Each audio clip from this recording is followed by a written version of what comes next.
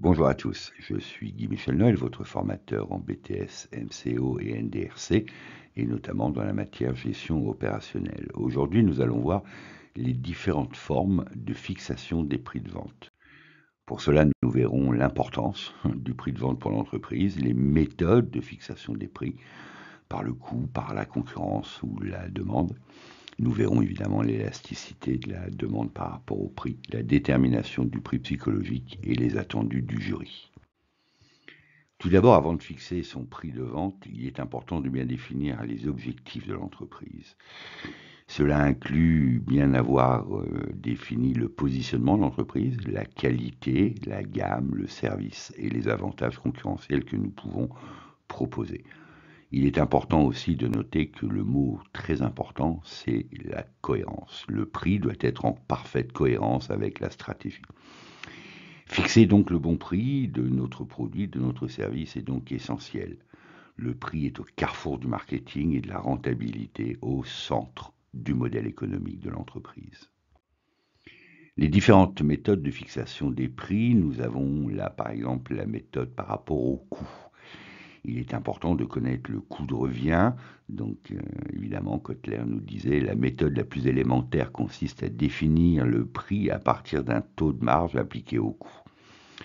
Ceci nécessite de connaître la gestion, d'appliquer la méthode de connaissance des coûts de revient, donc le découpage de tous les coûts qui constituent un produit, de connaître nos frais fixes, nos frais variables, donc nos charges fixes et charges variables, nos coûts directs et indirects, de revient moyen et marginal.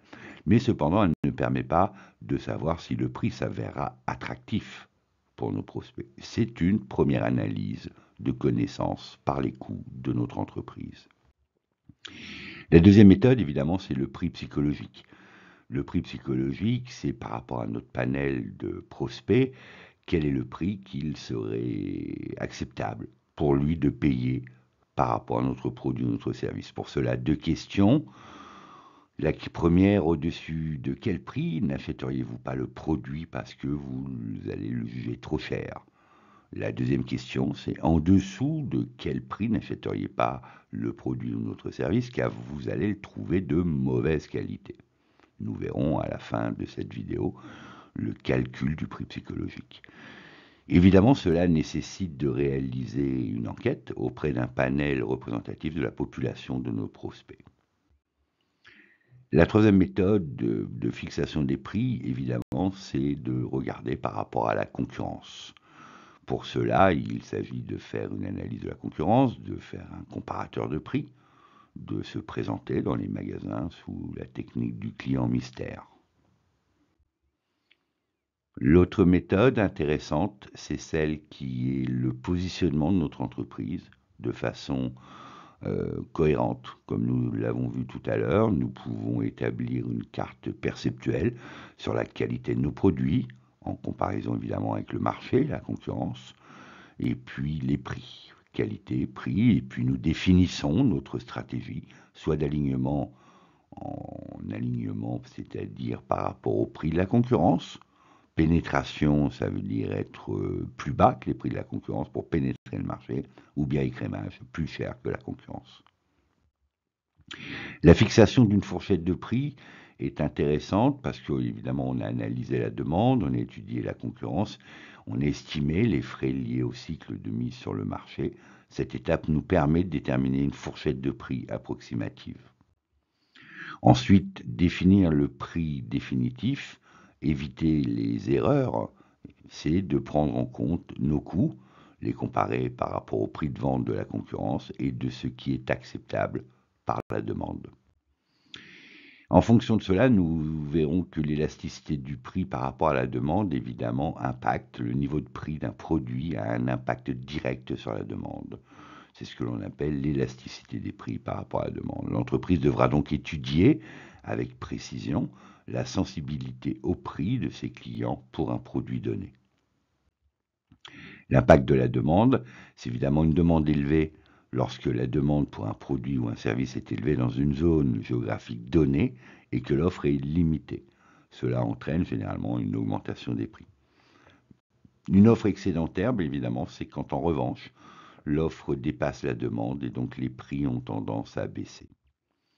L'élasticité de la demande dont nous venons de parler, c'est évidemment où l'élasticité de la demande par rapport au prix indique la sensibilité de la demande, donc des clients, de certains produits et services aux variations de prix. Ce principe, évidemment, ne s'applique pas aux biens de première nécessité comme les produits alimentaires de base, les médicaments indispensables ou les frais de logement. Le consommateur n'étant pas en mesure de se passer facilement de ces biens pour lesquels il n'existe pas de produit de substitution. En règle générale, une hausse des prix entraîne une baisse de la demande, due au fait que les consommateurs n'ont plus la volonté ou la capacité de dépenser la somme d'argent correspondant pour le produit ou le service. Inversement, la baisse des prix a pour effet d'augmenter la demande. Dans ces cas, on parle d'une demande élastique par rapport au prix, car elle est fortement corrélée à l'évolution des prix, donc potentiellement variable. Pour prendre un exemple, si une baisse de 20% des tarifs d'un produit entraîne une hausse de 40% de la demande, alors l'élasticité par rapport au prix sera plus 40% divisé par moins 20%, donc qui est la baisse de prix, étant égal à 0,4 divisé par moins 0,2 est égal à moins 2. Nous allons voir la signification. Une valeur absolue et l'élasticité égale à 1, ça veut dire que la demande est parfaitement élastique. Une variation de X% du prix génère une variation de X% de la demande dans les mêmes proportions. Par contre, une valeur absolue supérieure à 1, ça veut dire que la demande est très élastique. Une variation de prix minime entraîne une variation de la demande plus forte proportionnellement. Par contre, une valeur absolue inférieure à 1, ça veut dire que la demande est peu élastique. Une variation de prix forte entraîne peu de variation de la demande proportionnellement, donc moins forte.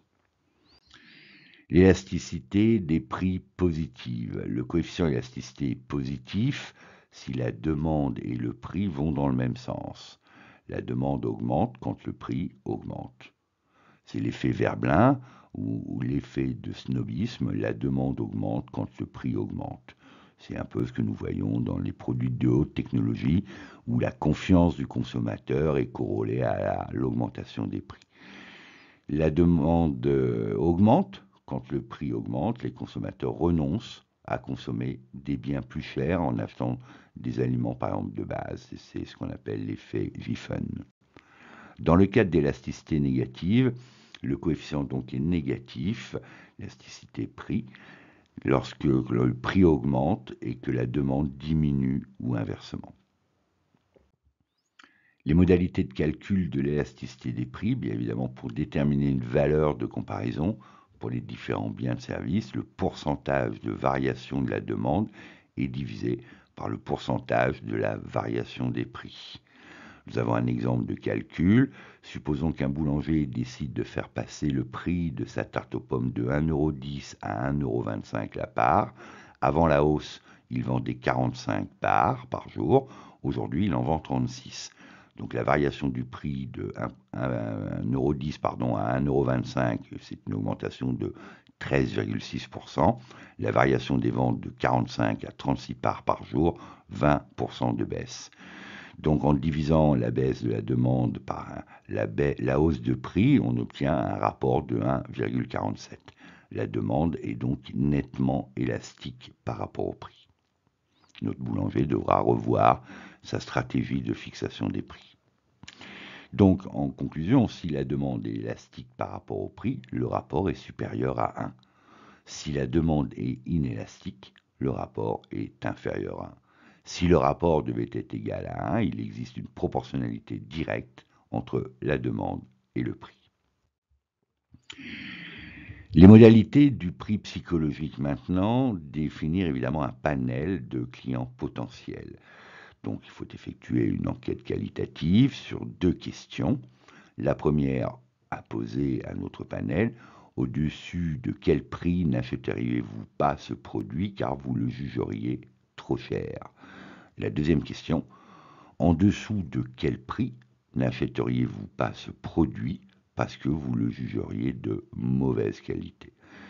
Les réponses sont collectées dans un tableau statistique qui servira de calcul, pourcentage d'acheteurs potentiels pour chaque prix proposé. le prix psychologique correspondant au pourcentage le plus élevé. Nous avons donc un tableau ici explicatif où nous avons des prix donnés par les personnes interrogées, 6 euros, 6,50 €, donc la colonne de gauche, 7 euros, 7,50 €, 8, 8,50 jusqu'à 11 euros. Nous avons ensuite le nombre de réponses sur le trop cher, donc en pourcentage relatif trop cher. Ensuite, après, pourcentage relatif cumulé croissant trop cher, nombre de réponses trop bas maintenant, au pourcentage relatif trop bas, etc.